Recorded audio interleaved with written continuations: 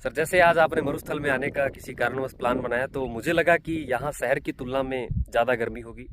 लेकिन यहाँ आने के बाद पता लगा कि शहर की तुलना में यहाँ कम गर्मी पड़ रही है। इसके पीछे क्या साइंटिफिक रीज़न है? देखो सोनू सर, इसे अपने बोलते हैं अर्बन हीट आइलैंड इफेक्ट।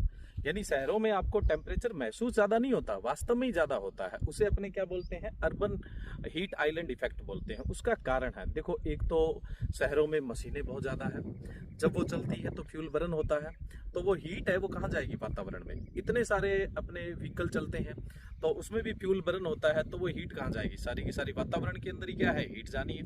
तो उससे एक तो टेम्परेचर बढ़ गया। फिर क्या है, देखो कितनी बिल्डिंग है, कितनी इमारतें हैं, कितनी कंक्रीट है, वो भी लाइट एब्जॉर्ब बहुत ज्यादा कर रही है। तीसरा, डेंसिटी बहुत ज्यादा है, उस वजह से भी क्या है, गर्मी ज्यादा है।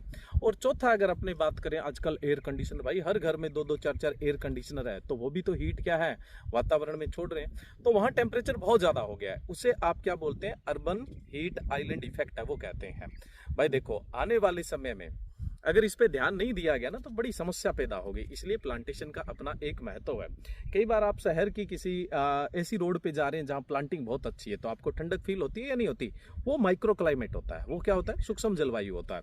अब अपने देखो पीछे आधे पौने घंटे से इस मरुस्थल में कई चीजें एक्सप्लोर कर रहे हैं, उन पे वीडियो बना रहे हैं, तो अपने आधे पौने घंटे में कोई ज्यादा अपने को गर्मी का एहसास नहीं हुआ है। नो डाउट गर्मी है, क्योंकि आप 31 मई, 1 जून, 2 जून के आसपास के टाइम में मरुस्थल में खड़े हुए, लेकिन फिर भी आप लोग जैसे व्यूवर्स है, आप देख रहे हैं, हमें कोई ज्यादा पसीना नहीं है या फिर ज्यादा मतलब ऐसे इरिटेशन जैसी कोई स्थिति नहीं है। लेकिन अगर शहर में आधे पौने घंटे ऐसे एकदम बिल्कुल दोपहर के 2 बजे खड़े हो जाते हैं तो अच्छे अच्छे खासों को चक्कर आने लग जाते हैं। भाई नो डाउट, भाई हम ग्रामीण परिवेश के लोग हैं, इतनी गर्मी सहन कर लेते हैं और ऊपर से मरुस्थल की ओर ठहरे। लेकिन फिर भी अगर आप लोग भी यहाँ पे आओगे ना तो मरुस्थल में आपको आपके शहर जितनी गर्मी कभी महसूस नहीं होगी।